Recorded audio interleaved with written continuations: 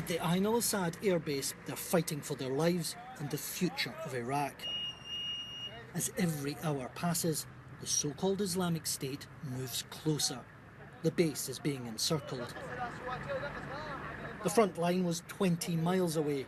48 hours later, it's less than 6. They've only just survived a surprise IS attack, and the strain is beginning to show. These soldiers have just arrived from the front line and they are furious. They say there have been no American airstrikes in the past 48 hours. The consequence of that, the Islamic State have moved through village after village unchecked. The soldier tells me, we stood our ground, but IS advanced with tanks. We only have Humvees. What we need are helicopters, combat aircraft. We need aerial support. I don't know why the planes didn't come. They're saying the conditions were wrong, but the weather is fine now.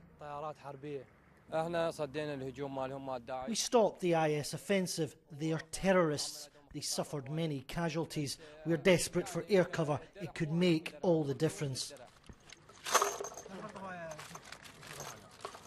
After a few hours' sleep, they're up and ready to face IS again.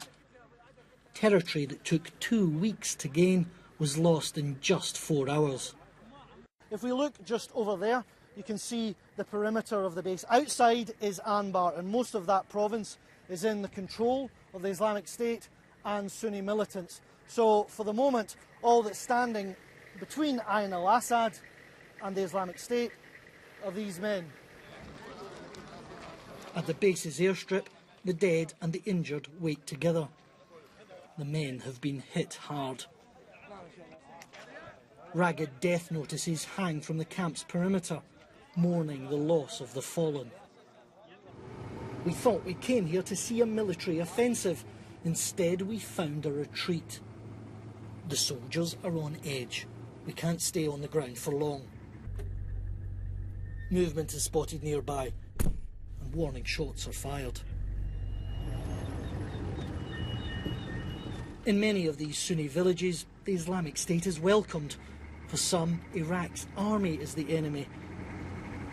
The soldiers remain on their guard. A year of fighting has left this province devastated. 500,000 people have fled their homes.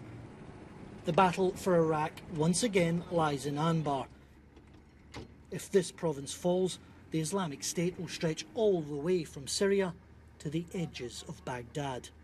Quentin, Sommerville, BBC News, Anbar in western Iraq.